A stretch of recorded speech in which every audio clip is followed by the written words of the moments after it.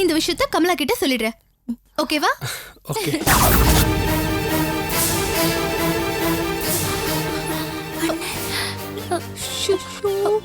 நான் போறேன். இவளுக்கு இது பொண்ணு கூட பேசினாலே எனக்கு கோவம் வரும். இன்னைக்கு ஒரு பையன் கூட நின்னு பேசிட்டு இருக்காளுங்கம்மா. வாயை மூடுனா. என்ன தெரிஞ்சுக்கிட்டீங்கன்னு எங்களை இவ்வளவு கேவலமா பேசுறீங்க?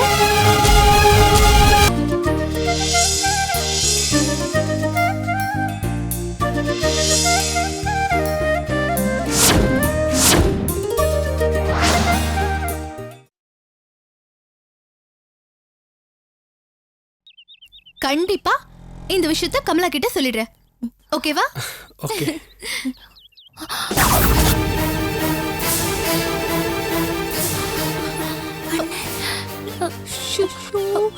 நான் போறேன். போச்சு போச்சு. கதிர், எங்க அண்ணன் பாத்துட்டாரு. நீ கிளம்பு. ஏய் கமலா, கிளம்பு கிளம்பு. கமலா,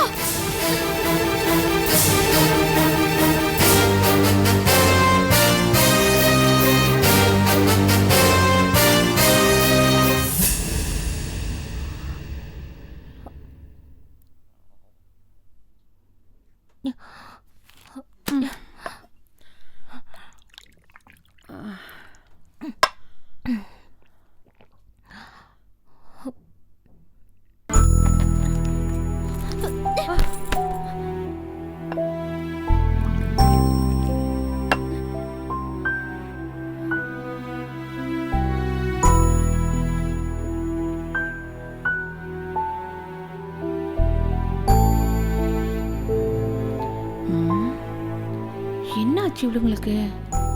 காலேஜ்லேருந்து வந்ததும் மருந்து மாத்திரை சாப்பிட்டியாம்மா, சாப்பாடு சாப்பிட்டியாம்மா, காப்பி வச்சு தட்டுவான்னு கேட்பாளுங்க. இன்னைக்கு என்ன இப்படி உட்காந்துருக்காளுங்க ரெண்டு பேரும்?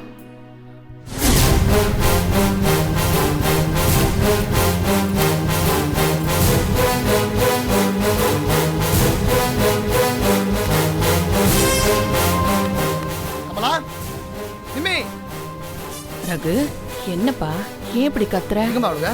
உள்ளதான் இருக்காளுங்க. அம்மா கமலா, நிம்மி, அண்ணன் கூப்பிட்றான், வந்து பாருங்கம்மா. வாங்க, சீக்கிரமா வாங்க.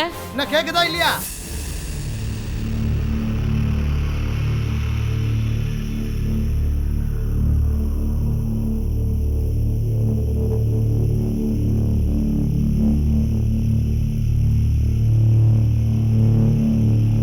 பாத்தீங்களாமா எப்படி முடிக்கிறாங்க? பாத்தீங்களா? என்ன ரெண்டு பேருக்கு என்ன ரெக்கம் முளைச்சிடுச்சா? எந்த பக்கம் பறந்து போலான்னு தீர்மானமே பண்ணிட்டீங்களா? அண்ணா. அச்சி, வாய் மூடு. பல்லகள்லாம் உடைச்சிருவேன். என்னங்கடி இதுல பறக்க போறது யாரு? நீயா இல்ல எவ்வளா? ரகு, என்னடா என்ன பேசுற நீ? அவளுக்கு என்ன பண்ணாளுங்க? ஏன் புரியாத வார்த்தைலாம் பேசிட்டு இருக்க? கொஞ்சம் புரியும்படியா சொல்லுடா. காலேஜ் வாசல்ல ஏதோ ஒரு கேர்ள்ஸ் கூட பேசினா பரவாயில்லமா, இவ எவனோ ஒரு ராஸ்கல் கூட பேசிட்டு இருக்காமா.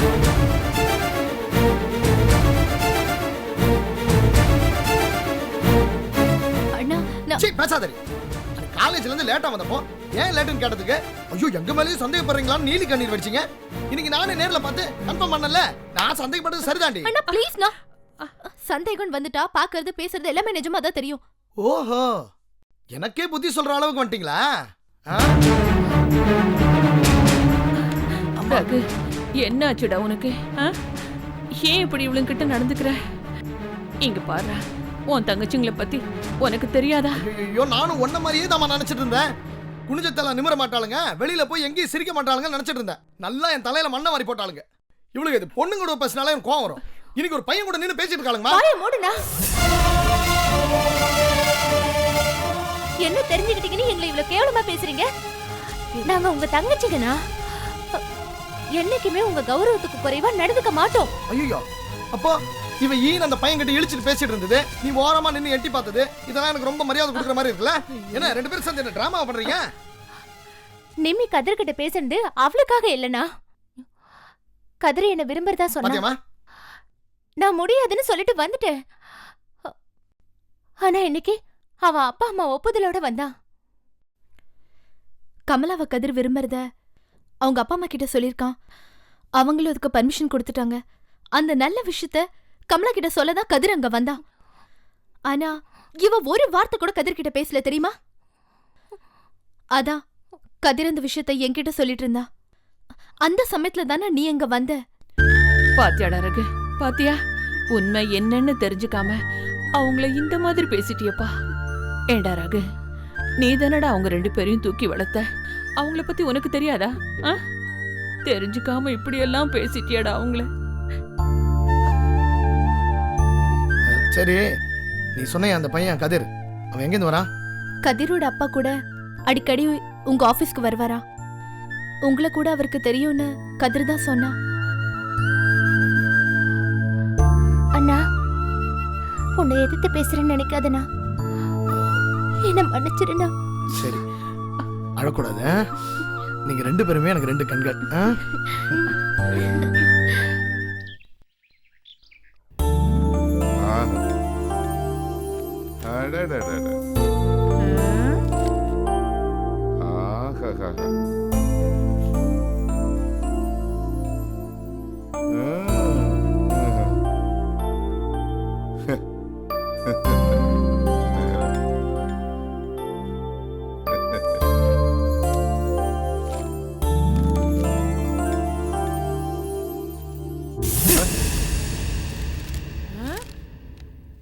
காடு வா வாங்குது, வீடு போங்குது. இந்த வயசுல இந்த புத்தகம் தேவையா? படிச்ச என்ன?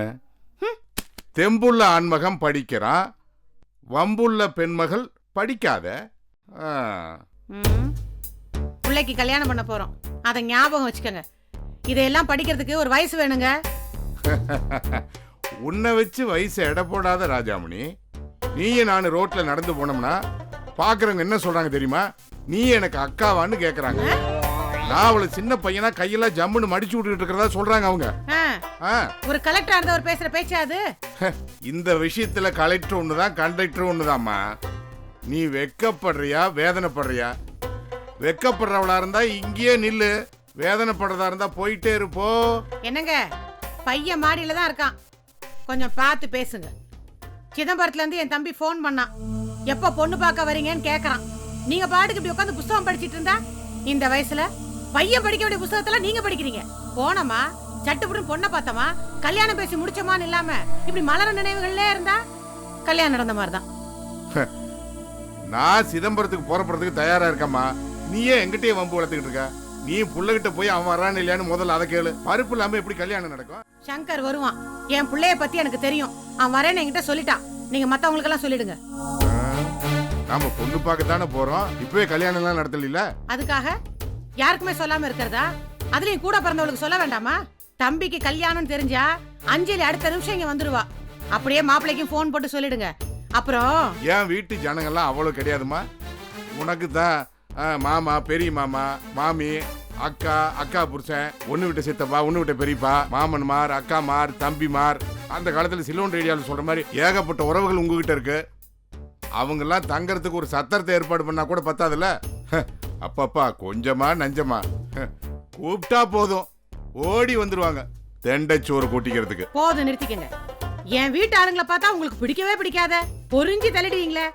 நான் என் சொந்தக்காரங்களை பத்தி மட்டும் சொல்லல, சங்கரோட ஃப்ரெண்ட்ஸ் வேண்டியவங்க எல்லாம் கூப்பிட வேண்டாமா? எல்லாரையுமா? அப்பா சங்கரு, உங்க அம்மா என்னமோ சொல்லிட்டு இருக்கா பாரு. உன் ஃப்ரெண்ட்ஸுங்க எல்லாரையும் பொண்ணு பார்க்குற இடத்துக்கு கூட்டிட்டு போகணுமா? அம்மா என்னம்மா இது? கல்யாணத்துக்கு தானே எல்லாரையும் கூப்பிடுவாங்க, பொண்ணு பார்க்கறதுக்கு எதுக்குமா அவங்க எல்லாம்? அதுக்கு இல்லடா, உன்னோட ஃப்ரெண்ட்ஸ் ரகுராம, தமிழ் செல்வன் கூப்பிட்டா வருவாங்கல்ல. அம்மா, ஒருத்தன் காலேஜ் ப்ரொஃபசர், இன்னொருத்தனுக்கு மார்பிள் பிசினஸ், அவங்கள எதுக்கு டிஸ்டர்ப் பண்ணும்?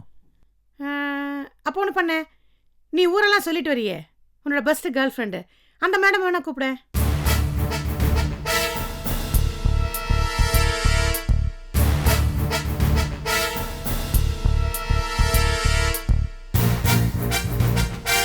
எதுக்கா சொல்றேன்னா, நீ கல்யாணம் பண்ணிக்க போற பொண்ணை தேர்ந்தெடுக்க அவதான்டா சரியான ஆளு. அவ சொன்னதானே நீ கேப்ப. அதனால தான் சொல்றேன், அவ எங்க கூட வரதில்ல, எங்களுக்கு எந்த ஆட்சேபமும் இல்லப்பா.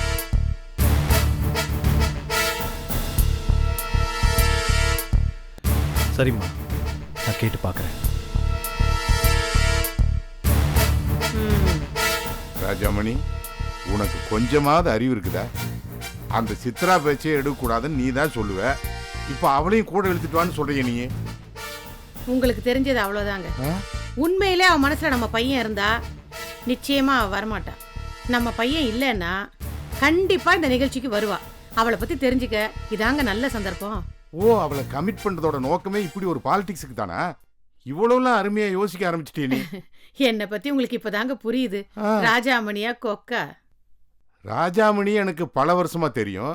இந்த ஒத்த காலை தூக்கிட்டு நிக்குது அந்த கொக்கா நீ எப்ப மாறினீங்கிறதா எனக்கு தெரியல. கொலஸ்ட்ரால் ஜாஸ்தி ஆயிடுச்சு. சரி, விட்ட இடத்துல இருந்து அந்த புக்கை தொடரலாம்னு பார்த்தா அந்த புக்கை எங்க தூக்கி போட்டா? இந்த கர்மத்தை எல்லாம் படிக்கிற வேலை வச்சுக்காதீங்க.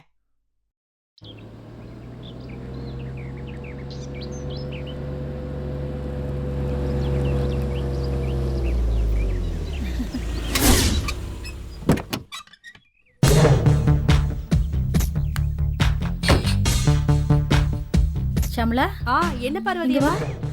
யாரோ ஒரு பெரியவர் வந்திருக்காரு பாரு. யார் வேணும் சார்? ஷியாம்லாமா இருக்காங்களா? உள்ள இருக்காங்க, போய் பாருங்க. யார் இவரு? தெரியலையேம்மா. ஆ, சரி வா பார்க்கலாம்.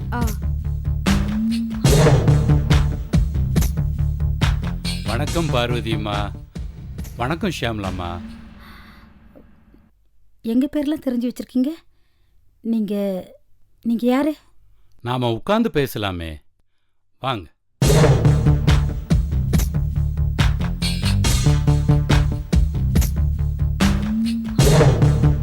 உட்காருங்க. என் பேரு சுவாமிநாதன், சாமி அண்ட் சாமி அன்கோவோட எம்டி. உங்க பேரு சாமிநாதன். அது என்ன சாமி அண்ட் சாமி? எங்க அப்பா பேரு சாமியப்பன். எங்க அப்பா ஆரம்பிச்ச கம்பெனி இப்ப நான் நடத்திட்டு இருக்கேன். என் பேரு சாமிநாதன், அதான் சாமி அண்ட் சாமி அன்கோவோட எம்டி.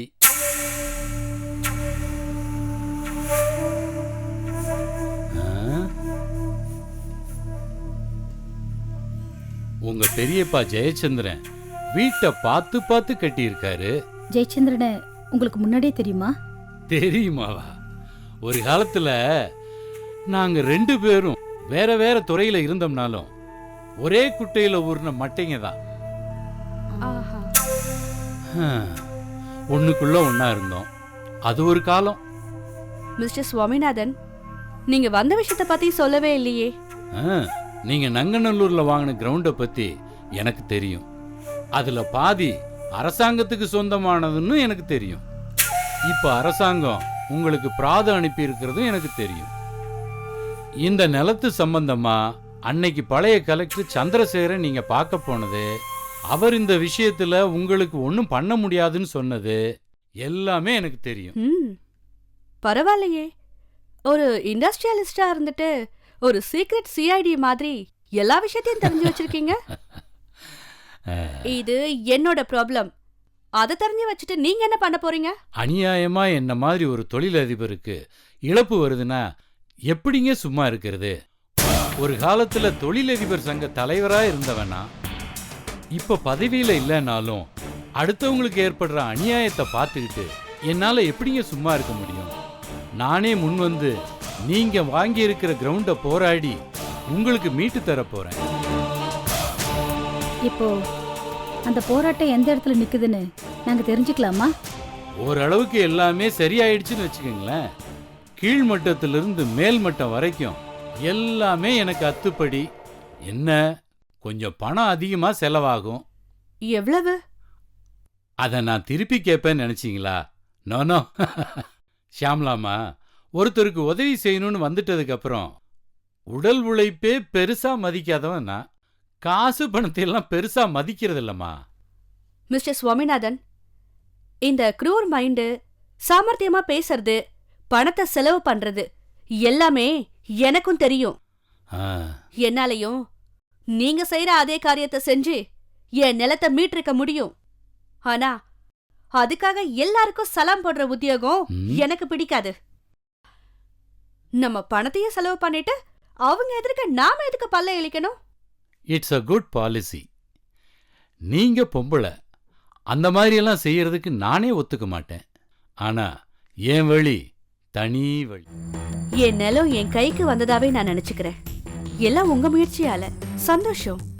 நீங்க செஞ்ச உதவிக்கு நானும் கைமாற ஏதாவது செய்யணும். சொல்லுங்க, என்கிட்ட இருந்து நீங்க என்ன எதிர்பார்க்கறீங்க? அம்மா ஷியாமலாமா, உன்னை எதிர்பார்த்து மற்றவங்களுக்கு உதவி செய்யறதுங்கிறது வேற, மற்றவங்களை சந்தோஷப்படுத்துறதுக்காக செய்யற உதவிங்கிறது வேற. நான் 2வது ரகம். அன்னைக்கு நீங்க மெயின் ரோட்ல கார்ல வரும்போது ஒரு வயசானவர் மேல மோதிட்டீங்க. ஊர் ஜனங்கள்லாம் வந்து உங்களை சுத்திக்கிட்டாங்களே, அப்ப அந்த இடத்துல உங்களை காப்பாத்துனது என் மகன் வசீகரன் தான். ஊர் ஜனங்களை எல்லாம் விரட்டி விட்டுட்டு அந்த பெரியவருக்கு 500 ரூபாய் கொடுத்து அனுப்பியிருக்கான். இதெல்லாம் கைமாறு செய்யற உதவியாமா? ஒரு மனிதாபிமானம். ஓ, அவர் உங்க மகனா? Very nice man. ஆமாம், உங்க இடம் உங்களுக்கு வந்து சேரும். வரம்மா.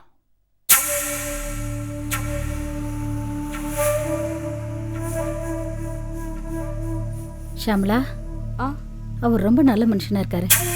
உதவி செய்யறேன்னு வீடு தேடி வந்து சொல்லிட்டு போறாரு. எலி வேட்டை கட்டிட்டு ஓடுதுன்னா அதுக்கு ஏதோ காரணம் இருக்கும் பார்வதி அம்மா.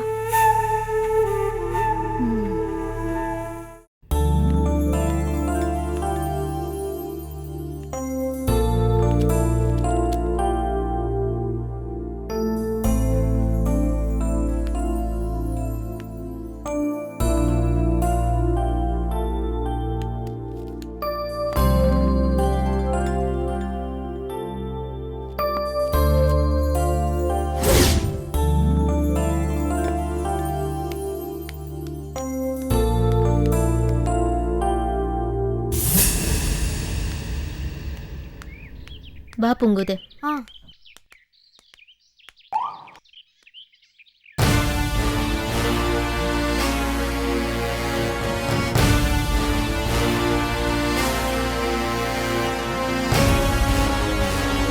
எல்லாம் எடுத்துக்கிட்டியா?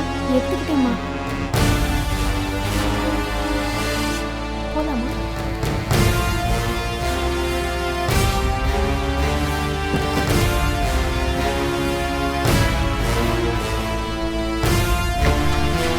விஜயா, விஜயா, விஜயா, விஜயா, விஜயா, விஜயா,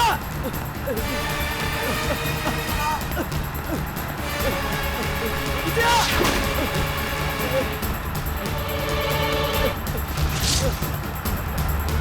விஜயா, நில்லு, நில்லு.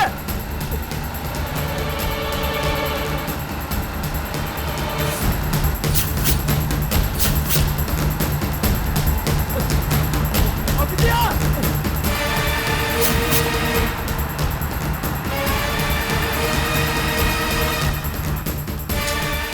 பூங்குத, மா என்ன பின்னாடி திரும்பி திரும்பி பார்த்துட்டு வர? யாருன்னு தெரியலம்மா, ஒரு ஆளு விஜயா விஜயா அப்படின்னு கூப்பிட்டுக்கிட்டே நம்ம கார் கூடவே ஓடி வராருமா. என்ன பேரு சொன்னா? விஜயா.